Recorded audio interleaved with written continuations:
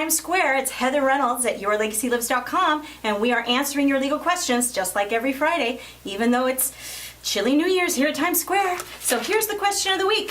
What does it say? How do I get my family to talk about estate planning? Oh, this is a biggie. So many people have such a hard time talking to their family, the people they love the most, about estate planning. Like, how do you break the ice? Gee, Mom, what happens when you die? Not a very romantic conversation for your spouse either. So I had a couple ideas, and I thought I'd just share them with you in case it helps.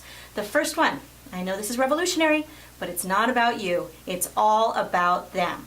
People love to talk about themselves, and when they're getting in the elder years, they love to tell stories, you might have noticed. So let them tell the story and start asking questions. Get them to start talking about the legacy that they've left in their lifetime with all these amazing stories, and tell them to start writing them down. Then you can start getting them to write other things down, like who inherits, who's going to be in charge, all those wonderful things. Just get the ball rolling by being interested in them. Estate planning is about them, not about you. So if there's something that's special to them, like they would really be excited about leaving $1,000 to their favorite charity, maybe it's their church. So you should probably tell them, hey Mom, what if you put in your will to leave $1,000 to your favorite charity or your church? And then it starts getting them inspired to want to write their own will and estate plan because it's something they care about.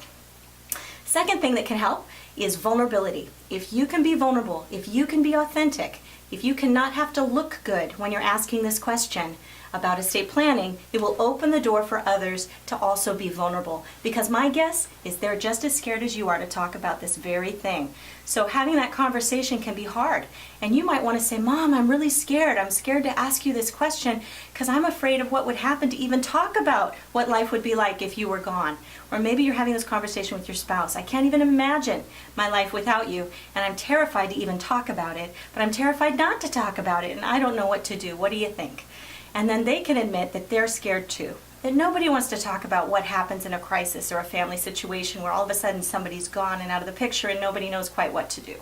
So get vulnerable, start being authentic, and start saying things like, hey Mom, I'm worried that the kids are going to fight. If you're not here to keep us all in line, we're all going to be fighting and losing all your hard-earned money in the probate court for years after you're gone. And I just think that would be horrible. Isn't there something we could do, something we can put in writing now that would keep us from fighting? Now that's the kind of thing moms are interested in. So if you can think of what your mom or dad or your sibling or your spouse or whoever it is you're trying to talk to about this, ask them what it is that matters to them. What's the legacy they want to leave? It's not necessarily really about death at all. It's about the contribution they want to make now and when they're gone. So that's the second thing. The third thing, you can't tell anybody to do anything until you've done it yourself. So you have got to get on it, and you've got to write your own estate plan, and then you bring it to New Year's dinner and you say, look at what I did. I did my New Year's resolution early. Look at this beautiful estate plan I created from YourLegacyLives.com. I am so thrilled. I can just take that off my list. I never have to worry about that again. And then by example, you open up the door to others to have that same peace of mind experience that you just had. So that's the best advice right there. Do it yourself and then inspire others to want to be like you. That's it. Have a happy New Year. Hopefully you can cross this off your list of your New Year's resolutions. Just keeps coming back every year till you do. Happy New Year.